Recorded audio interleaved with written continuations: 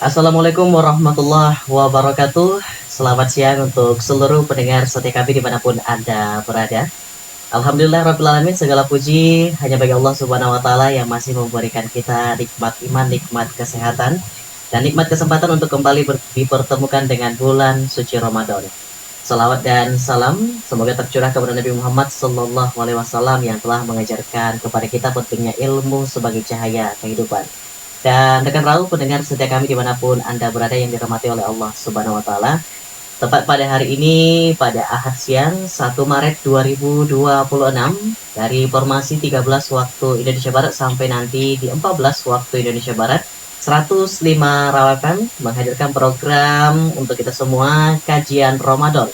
Hasil kolaborasi Korp Mubalik Muhammadiyah Kota Padang Sidimpuan bersama Rawakan 1 bulan penuh setiap harinya dari formasi 13 hingga 14 waktu Indonesia Barat. Dan siang hari ini kita akan membahas tema yang begitu penting untuk kehidupan kita sebagai mau orang tua, pendidik, generasi muda, dan bagian dari masyarakat itu sendiri. Dengan tema kita siang hari ini, pendidikan sebagai ikhtiar mencerdaskan dan memuliakan kehidupan. Dan telah hadir juga bersama kita di studio 105 Rakam, ada Kak Yusra Gultom MPD selaku Wakil Sekretaris PDA Kota Padang Sidimpuan. Dan terima kasih juga untuk Kak Yusra ya telah menyempatkan waktu nih untuk berhadir dan memberikan uh, memberikan materi nih untuk kita semuanya di siang hari ini. Dan juga rekan Rau, Anda juga bisa interaktif tentunya bersama kami, menghubungi dari via chat WhatsApp dan juga SMS di 0822 99996105. Jadi silakan simak talk show ini berjalan hingga 1 jam ke depan, tentunya dipandu oleh saya RJ Randa. Dan kita sapa dulu, Assalamualaikum dan selamat siang untuk Kak Yusra, apa kabar siang hari ini?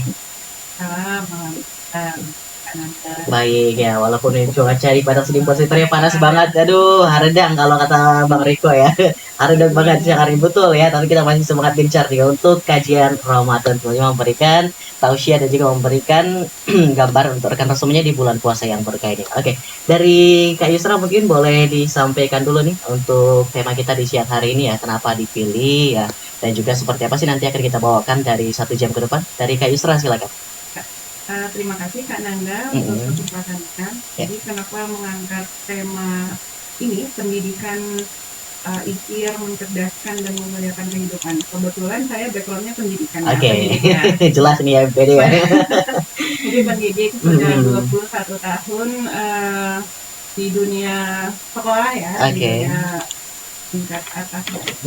Sekarang di salah satu SMK di Kota Padang Sidimpuan yang dulu. Nah, banyak hal yang harus kita gencarkan kembali tentang pendidikan agar persepsi masyarakat itu tentang pendidikan kita kuatkan lagi. Karena banyak sekarang orang tua ya sudahlah begitu saja. Gitu ya. Jadi kita ketahui kan pendidikan itu penting. Betul. Jadi harus di-refresh kembali, ya, di-review kembali tujuan dari pendidikan itu sendiri. Oke, berarti itu ya sedikit latar belakang dari tema ini terangkat kembali dari Kak Yusra ya. Oke, mungkin dari Kak Yusra boleh disampaikan juga nih materi awalnya kira-kira untuk pendengar kami sebelum nanti kita coba interaktif di segmen berikutnya. Silakan dari Kak Yusra. Terima kasih Kak Nanda. Iya, silakan. Assalamualaikum warahmatullahi wabarakatuh. Waalaikumsalam warahmatullahi wabarakatuh.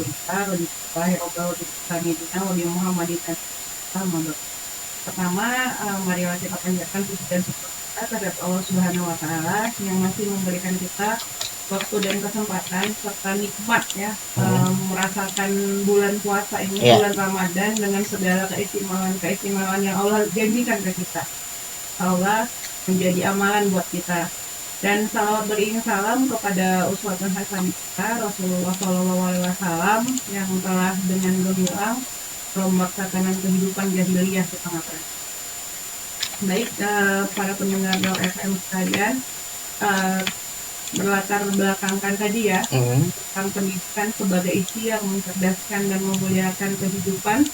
Kita lihat dulu ketika wahyu pertama turun ya. Wahyu pertama turun itu Kak Nanda Iqra. Iqra, bacalah gitu ya. Bacalah.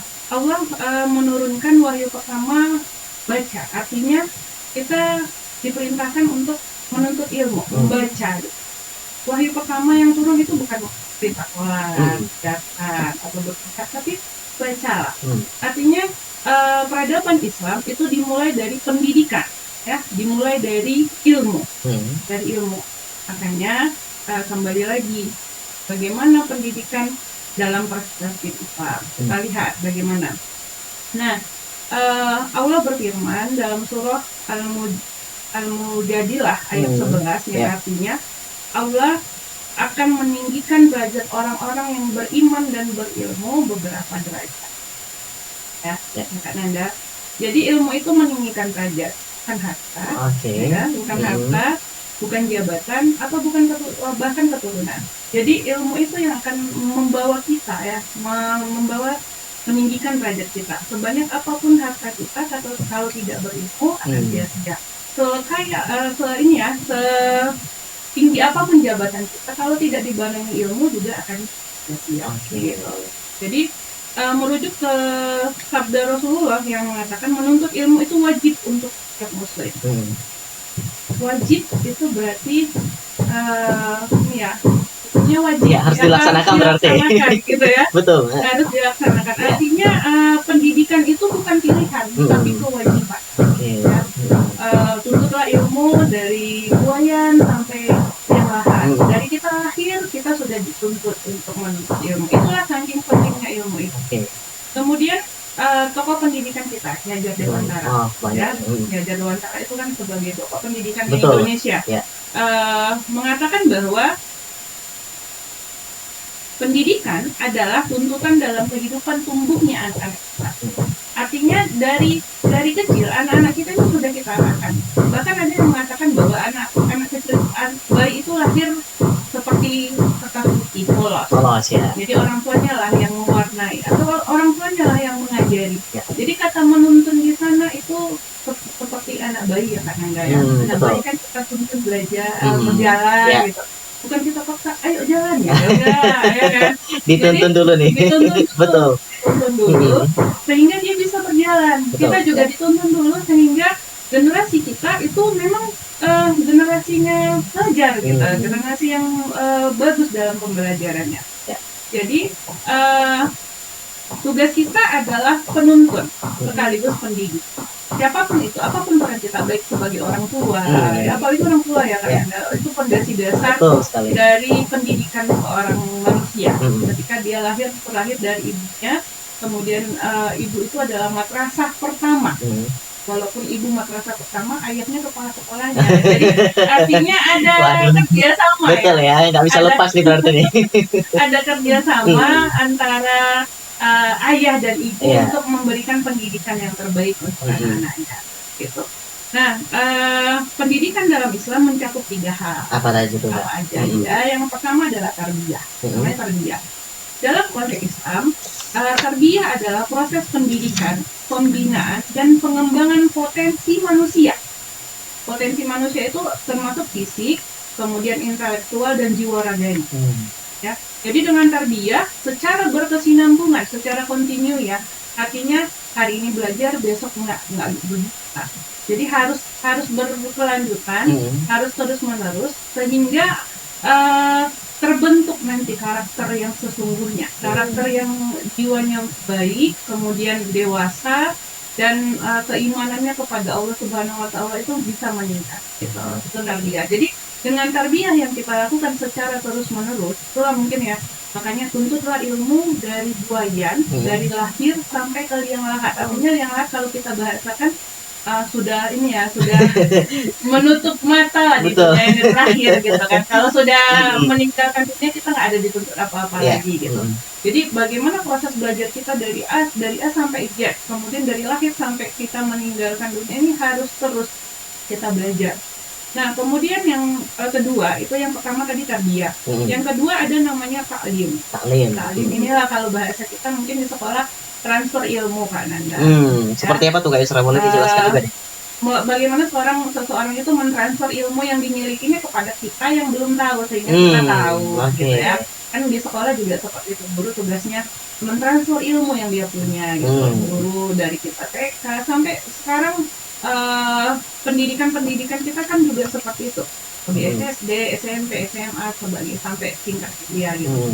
Kita kalau gitu dalam arti tanda kutip ya, mencuri artinya mencuri bukan mencuri uang, tapi mencuri ilmu, ya. Makanya saya sama anak didik saya bilang, curi ilmu bapak ibu guru kalian banyak-banyak gitu, agar bekalnya ada gitu. Karena kadang di lapangan kan bisa aja nggak tersampaikan ilmu itu, sekali. Tapi guru-guru banyak pengetahuannya, jadi wajib kita sebagai penuntut ilmu itu mencuri dalam tanda kutip ya, dijatuhkan salah pula, ya kan? Nah, kemudian yang ketiga ada namanya taklif ya, adalah konsep pendidikan Islam yang berfokus pada penanaman adab akhlak mulia, sopan santun dan disiplin. Jadi di poin ketiga ini itulah ininya ya, penanaman adabnya. Takdif ya, bukan takdif ya, Kak Nanda ya. Takdif ya. Nah, penanaman adab. Jadi dengan takdif ini setelah tadi tarbiyah, kemudian tarbiyah kan jiwa raganya diperbaiki, karakter, kemudian ta'lim, ilmunya ya kan, ilmunya disampaikan. Kemudian yang ketiga setelah itu nanti tingkatan yang selanjutnya itu ta'dib, penanaman adab. Jadi orang berilmu beradab. Ya. Karena di lapangan banyak yang sampai ta'lim saja. Aduh, nggak sampai tingkat ketiga nih berarti ya Kak Yusra ya. Jadi tidak mendasar, tidak menyeluruh ya. Jadi harus secara menyeluruh sebenarnya, agar hasil yang didapatkan dari pendidikan itu dapat. Kalau tidak secara menyeluruh nanti hasilnya kurang maksimal atau ada yang kurang bisa. Nah, kemudian bagaimana pendidikan itu bisa mengubah nasib? Ya kan, Kak Nanda. Kita lihat Kak Nanda di lapangan itu banyak dari keluarga sederhana, ya kan, dari keluarga sederhana, tapi punya keinginan yang kuat, baik orang tuanya, baik anaknya gitu. Ya, sekolah dengan bersusah payah, alhamdulillah bisa mengubah nasib mereka gitu. Tidak 1-2 orang yang kita lihat di lapangan. Banyak kisah-kisah para orang-orang sukses di negeri kita ini yang berawal dari keluarga-keluarga yang biasa-biasa saja, ternyata dengan pendidikan ya bisa mengubah nasibnya. Makanya pendidikan itulah yang merubah nasib kita nantinya, insya Allah dengan izin Allah tentunya ya. Jadi pendidikan itu merupakan cahayanya dunia. Pendidikan itu memutus rantai kemiskinan, kemudian pendidikan itu membuka pintu kesempatan, pendidikan memberikan harapan. Jadi bagaimana kita memang harus memotivasi diri kita sendiri, kemudian memotivasi orang-orang di sekitar kita dan lingkungan kita agar pendidikan itu ini. Oke, baik. Untuk Kak Yusra sebenarnya ini ada tanggapan mungkin yang perlu disampaikan juga ya. Ini karena Kak Yusra kebetulan backgroundnya adalah seorang pendidik yang tadi saya dengar kalau nggak salah udah berpuluh tahun nih ya, bergelut di 21 tahun tuh ya. 21 tahun di dunia pendidikan, berarti Kak Yusra sekarang ada di sekolah menengah atas ya. Betul. Nah, itu tadi kan sempat disampaikan oleh Kak Yusra tuh ada 3 elemen, ada dari tarbiyah, taklim, dan juga ada taktif satunya. Nah, sebenarnya kendala di lapangan untuk konteks pendidikan di Indonesia itu sebenarnya ketiga ini bagusnya diterapkan pada fase mana sih untuk Kak Yusra, gambarnya apakah memang dari sekolah dasar, menengah pertama atau menengah atas, apakah memang ada urutannya juga? Mungkin boleh disampaikan dari Kak Yusra pandangannya seperti apa ya? Bagaimana ketiga ini kapan dilakukan? Iya, betul sekali. Karena pendidikan itu kan mulai dari lahir. Iya, betul. Ya, dari lahir. Ketika ketiga konsep ini dilaksanakan ya dari awal, insya Allah ke depannya itu akan mengikut semuanya. Gitu ya. Jadi dimulai dari kecil. Dimulai dari kecil ya. Dari kecil. Kalau bisa sebelum sekolah. Sebelum sekolah. Sebelum sekolah. Artinya apa? Kalau di tarbiyah mungkin anak kecil itu bisa ditarbiyah oleh orang tua sendiri. Contohnya seperti apa tuh Kak Yusra? Contohnya seperti apa? Bisa sebelum melakukan aktivitas berdoa dulu. Hal sederhana berarti ya. Makan, makan dulu. Kemudian mengucapkan terima kasih. Itu yang banyak orang tua ketika anak-anak masih kecil tidak dibiasakan gitu. Padahal itu adalah modal dasar ketika dia sudah dewasa. Jadi banyak orang dewasa sekarang yang untuk mengucapkan terima kasih itu ketika menerima sesuatu dari orang lain tidak terucap. Berat rasanya.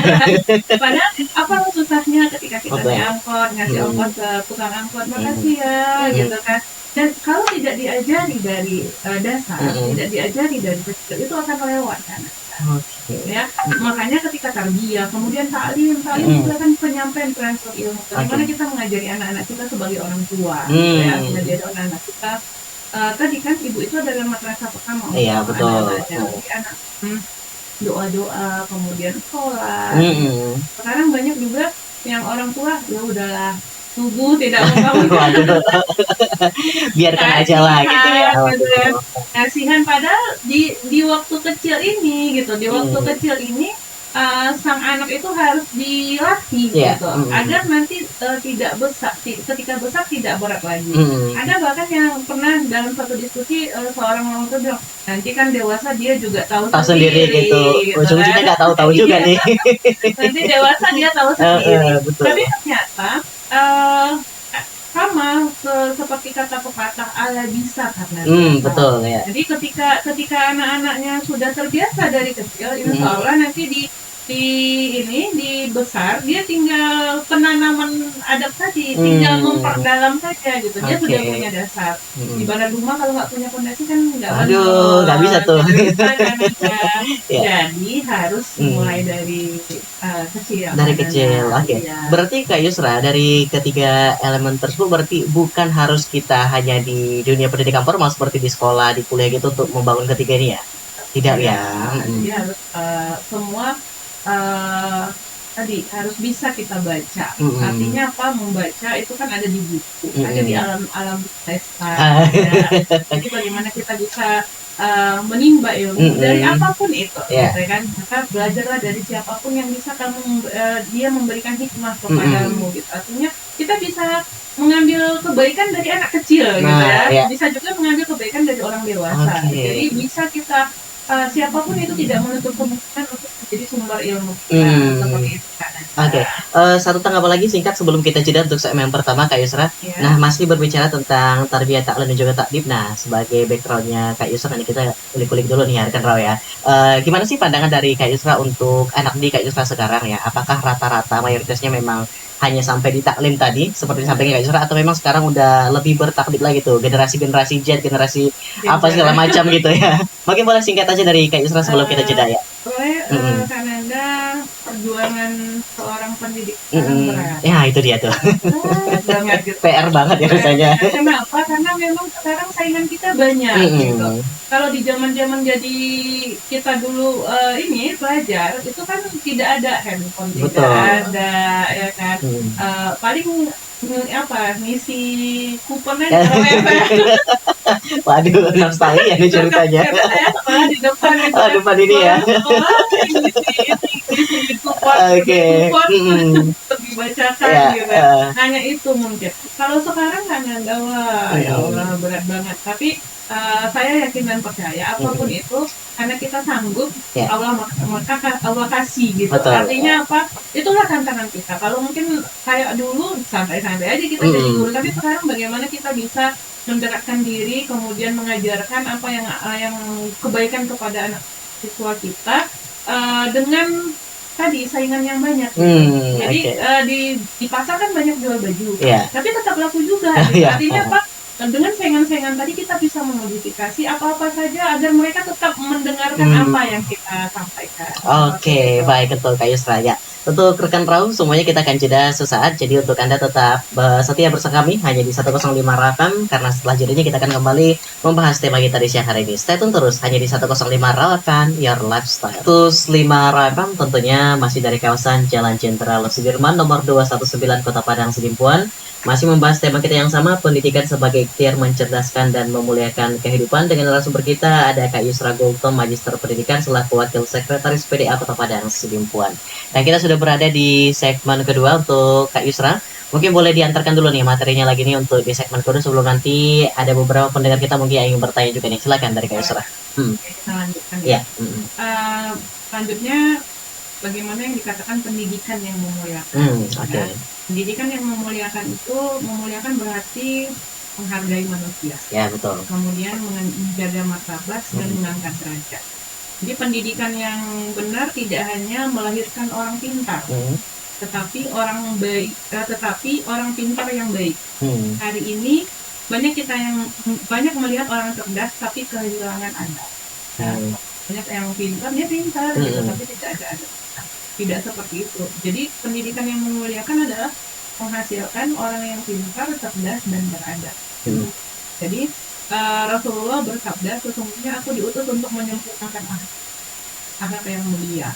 Jadi pendidikan itu tidak melahirkan akhlak, berarti ada yang salah dari sisi. Jadi pendidikan ketika hasilnya tidak menghasilkan akhlak yang mulia, berarti harus ditanya ada apa? Ada tanda tanya nih. Ya. Ketika pendidikan itu tidak menghasilkan akhlak yang mulia pada orang yang belajar tadi, berarti ada tanda tanya besar. Bagaimana dia dalam belajar? Karena guru pertama adalah orang tua. Saya yakin dan percaya karena siapapun orang tuanya pasti ingin yang terbaik untuk betul dong ya. Kan? Pasti mendoakan. Kita saja orang tua tidak lepas dari doa-doa terbaik untuk anak. Karena kita ingin takdir terbaik kita itu ke anak-anak kita juga gitu. Artinya kebaikan hidup yang harus kita doakan kepada mereka. Jadi kita mengarahkan juga kan. Kemudian orang tua inilah salah satu fondasi utama tadi. Jadi pendidikan yang memuliakan itu pendidikan yang menghasilkan orang berakhlak, orang pintar, orang cerdas, dan beradab gitu Kak Nanda. Kemudian sama seperti yang Kak Nanda tadi tanyakan, bagaimana tantangan pendidikan zaman sekarang gitu ya. Bagaimana tantangannya? Tantangannya tadi memang betul. Banyak saingan kita. Anak-anak sekarang lebih cepat megang gadget. Betul tuh. Daripada megang buku. Jadi pernah salah satu kelas saya tanya, ketika saya masuk di kelas saya tanya, nak, harus berapa kali lah orang tuamu memanggil agar kau dengar? Ya. Biasa ketika orang tua manggil, nak sini dulu, ya bu, langsung kita lagi kan. Dan rata-rata itu tidak ada jawabannya satu kali kan. Waduh. Paling parah gitu. Yang paling cepat itu 3 kali. Paling cepat 3 kali dia. Paling cepat dari hasil survei ya. Itu hasil survei saya di kelas. Paling cepat itu 3 kali. Ada yang bahkan 5 kali. Pura-pura tidak dengar sampai 5 kali dulu orang tuanya manggil baru dia. Apa mak? Baru nyaut ya. Baru nyaut. Gitu. Jadi itulah salah satu tantangan kita karena memang zamannya ya. Makanya kan disuruh memang kita didiklah anakmu sesuai zamannya. Artinya kita harus memaskan pendidikan yang kita kasih dengan anak-anak kita sekarang. Tidak bisa lagi model pendidikan POC kita buat ke sekarang. Kena kasus kena kasus langsung polisi kita Artinya apa? Memang harus kita sesuaikan. Kalau dulu zaman kita SD, mungkin zaman saya SD penggaris papan itu pakai ya saya dan kita lapor ke orang tua, double lagi nih. Makanya diam aja, nggak usah lapor ke orang tua. Kalau sekarang kita cubit aja anak diri kita, udah ada bekasnya, udah selesai kita. Panjang nih masalahnya.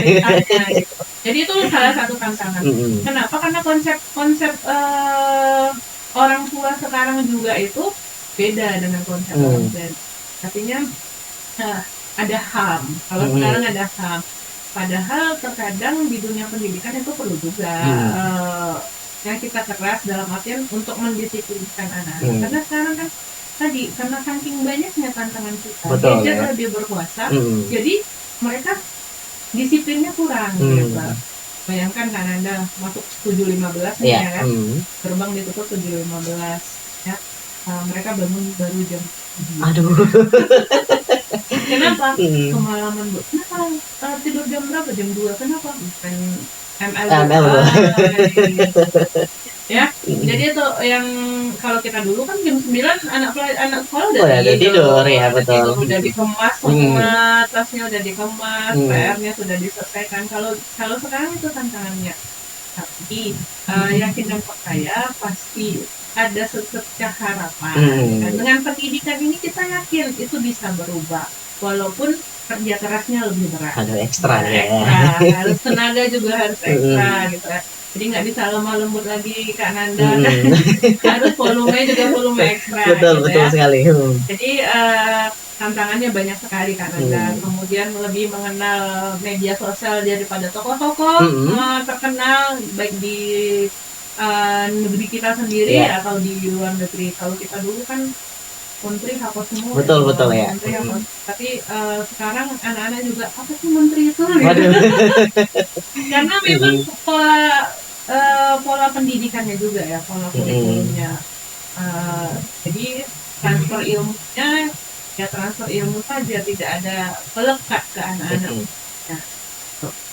Jadi Kang Anda dengan hadirnya teknologi sekarang sebenarnya itu bukan musuh, tapi kalau bisa dikatakan itu adalah partner kita untuk menuju pendidikan tadi menggunakan teknologi. Tapi kadang disalahartikan ya kan, banyak disalahartikan. Artinya apa?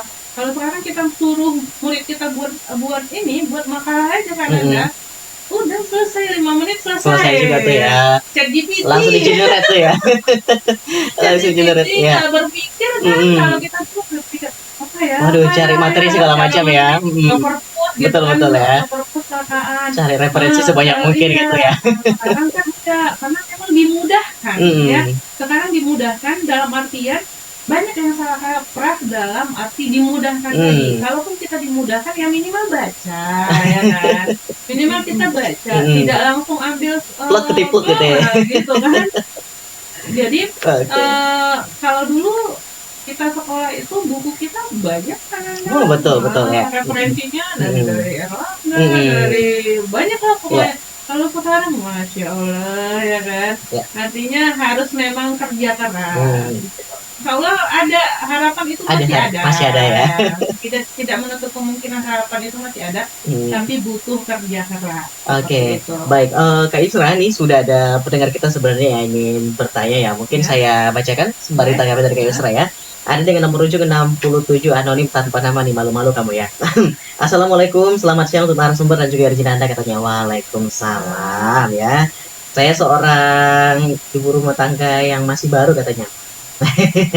Katanya, berbicara masalah pendidikan, saya ingin bertanya kepada narasumber terkhusus di bulan Ramadan ini. Beberapa keponakan saya itu agar mau berpuasa harus diberikan gadget ataupun handphone atau menonton TV.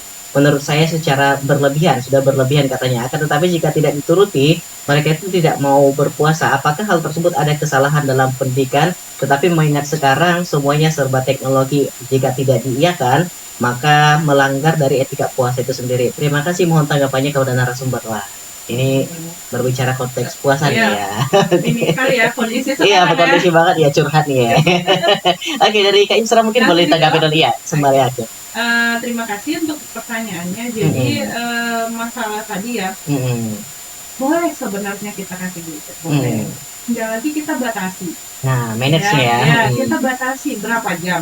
Misal satu hari ini boleh main gadget, boleh main handphone 1 jam saja. Oke, 1 jam. Ya, 1 jam saja. Kemudian selanjutnya nanti batal puasanya, pranknya atau apa gitu kan. Kita bisa mencari cara yang lain, bisa kita alihkan ke cara yang lain gitu. Artinya kita juga harus siapkan ya, kita harus siapkan alternatif cara agar anak-anak ini bisa lepas dari gadget. Tidak full gadget selama 24 jam misalkan, karena kita kasihan gitu. radiasi handphone itu kan nggak bagus. Oh betul ya. Ya. Dekat lagi kan, padahal dia kadang tidak tahu apa yang ditontonnya. Padahal tidak tahu apakah yang ditontonnya itu bermanfaat untuk dia atau tidak. Jadi kita pertama yang harus kita lakukan untuk menghadapi itu adalah, untuk menyelesaikan itu adalah kasih batasan waktu dulu. Ya, kasih batasan waktu dulu. Kemudian yang selanjutnya kasih pengertian. Ya, artinya puasanya nggak ada pahalanya ketika diisi hanya main handphone saja, hanya main gadget saja, hanya nonton saja. Mungkin bisa kita alihkan ke yang lain. Seperti itu kan. Oke, baik ya untuk kakak dengan nomor 67 tadi ya, semoga menjawab. Saya rasa sebenarnya mungkin dari orang tua atau wali mungkin itu punya kendali nggak sih sebenarnya Kak Yusra ya, megang kendali sebenarnya ya. Bukan berarti mau ikuti 100% nih keibatan dari seorang anak. Oke, ini ada satu lagi, ada dari Kak Nata di ujung Gurap. Selamat siang untuk narasumber dan juga Erjinana, katanya selamat siang ya. Bagaimana kondisi puasanya kita? Alhamdulillah. Sampai sekarang masih puasa, masih lancar, masih ceria kalau saya kata ya. Izin bertanya masalah seputar pendidikan ini. Saya setuju tadi yang sampaikan narasumber masalah AI, ChatGPT dan lain sebagainya. Itu sudah mendominasi di kalangan berbagai pendidik. Bahkan bukan hanya di perkuliahan sekolah menengah atas, bahkan di SD pun sudah banyak saya lihat yang punya gadget yang menggunakan AI. Terlebih lagi banyak iklan-iklan yang mempromosikan AI secara berlebihan. Apakah sebenarnya ya AI dalam konteks pendidikan untuk era sekarang itu membuahkan lebih banyak hasil positifnya daripada negatifnya, mengingat juga terkurasnya karakter anak itu sendiri. Terima kasih untuk narasumber dan juga Erjinanda, semoga dijawab pertanyaan. Dijawab nih, sabar. Oke, dari Kak Yusra gimana nih tanggapannya masalah itu? Ya, jadi kan tadi seperti yang saya katakan tadi kan, Anda teknologi pertama.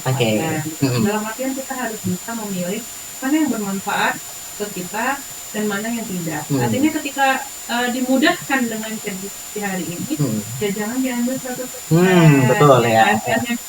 Kita bisa jadi referensi, bisa. Saya sering pakai ChatGPT ketika memang jadi referensi.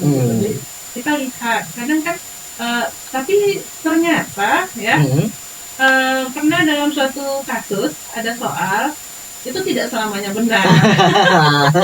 Tidak selamanya benar ya kan, untuk ChatGPT kan aja. Ternyata setelah dilihat hasilnya itu tidak semua dari 10 soal itu yang benar cuma 5. Jadi kita nggak bisa percaya 100%. Betul ya. Namanya juga buatan manusia kan. Ya, buatan manusia itu sesempurna apapun buatan manusia pasti ada celahnya, salah. Karena kenapa? Kesempurnaan hanya milik Tuhan, hanya milik Allah. Kalau manusia itu tempatnya salah. Jadi jangan langsung percaya dengan kemudahan-kemudahan yang diberikan. Dalam artian boleh kita berpartner, boleh kita menggunakan, tapi tidak 100%. Kita masih punya kewajiban untuk mempelajarinya yang lain. Jadi jangan percaya 100%. Kalaupun sekarang banyak iklan namanya iklan, promosi ya, jualan ya. Semakin gencar iklannya, semakin banyak yang beli, mereka semakin untung. Jadi sekarang kembali lagi ke kita. Kak Nanda, apakah dia menggunakan 100% atau tidak? Artinya kalau prinsip saya jangan 100%. Artinya sebagai bahan referensi boleh. Sebagai bahan ini ya, rujukan untuk apa yang harus dilakukan boleh, tinggal lagi untuk 100% ya. Oke, baik untuk Kak Isra. Kak Isra nih masuk lagi nih, satu lagi nih ya. Mungkin ini terakhir ya di segmen kedua sebelum kita jeda, maksudnya sebelum kita jeda. Singkat aja mungkin dari Kak Isra. Ini ada dari Bang Harap yang Kola Selatan nih. Bayu Angin ya. Selamat siang katanya. Siang kembali untuk Bro katanya. Ya Bro, enggak dua-duanya Bro di sini ya. Satunya ada Kak Isra di sini ya. Katanya berbicara masalah remaja, saya lihat banyak sebenarnya anak-anak remaja yang sekarang itu berpotensi dalam kecerdasan dan juga akademik, tetapi sangat kurang dalam sopan santun dan bersikap ya.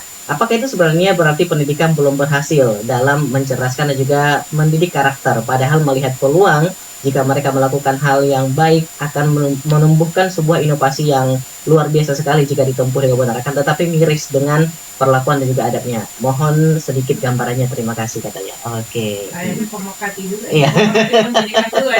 Oke. Bayu Harap.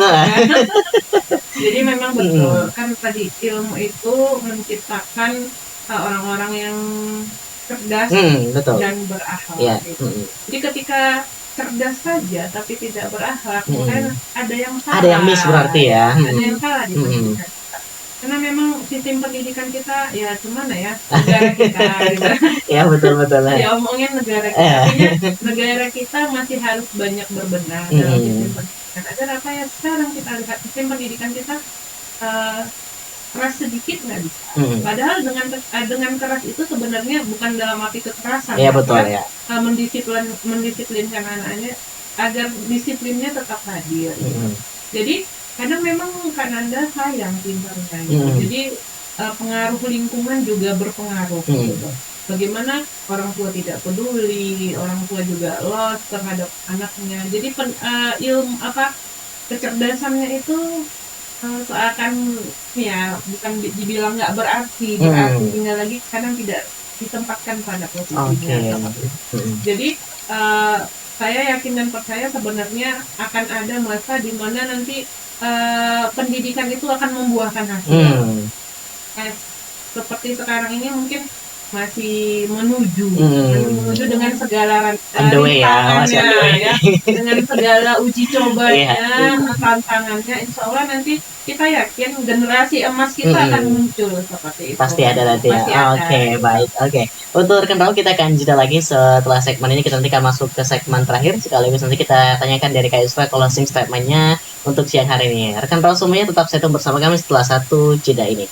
Hanya di 105 Raw FM Your Lifestyle. Masih dari kawasan Jalan Jenderal Sudirman nomor 219 Kota Padang Sidimpuan. Dan kita sudah berada di segmen ketiga atau segmen terakhir talk show kita dalam program kajian Ramadan dengan tema pendidikan sebagai ikhtiar mencerdaskan dan memuliakan kehidupan. Oke, dari Kak Isra mungkin boleh disampaikan lagi nih untuk segmen ketiga ini. Ada materi yang belum disampaikan dan juga nanti menuju closing statement-nya. Silakan. Ya, silakan Kak Yusra. Pendidikan itu adalah tanggung jawab. Ya, pendidikan adalah tanggung jawab. Kita berperan sebagai orang tua, maka doa. Ya. Kasih peran sebagai guru, mengajarlah kita, menghargai potensi anak dan menjadi teladan. Jika peran masyarakat, ciptakan lingkungannya aman, kemudian dukung kegiatan positif, kemudian hindari budaya merendahkan. Oke. Mengenai pendidikan mungkin boleh disampaikan juga nih Kak Yusra. Harapannya seperti apa sih ke depannya untuk pendidikan mungkin khusus Padang Sidimpuan dan sekitarnya gitu, dan juga di era sekarang apalagi di bulan puasa ini gencarkan gitu doanya biar terbuka tuh isi hatinya ya kan, terbuka dulu kan hatinya. Mungkin boleh disampaikan juga Kak Yusra sekaligus closing statement-nya, silakan. Jadi pendidikan itu memuliakan. Jadi jangan sempat berpikir dalam hati kita untuk tidak menggunakan waktu yang ada untuk belajar. Karena pendidikan ini yang akan mengangkat derajat kita. Perbanyaklah belajar, insya Allah ilmunya juga akan menjadi amal jariah ketika nantinya. Jadi jangan pernah putus asa, jangan pernah putus cita-cita, kejarlah cita-cita kita apapun itu. Ya, walaupun sekarang mungkin sudah jadi orang tua, sudah bekerja, tapi tetap punya cita-cita Kak Nanda terus melanjutkan pendidikan.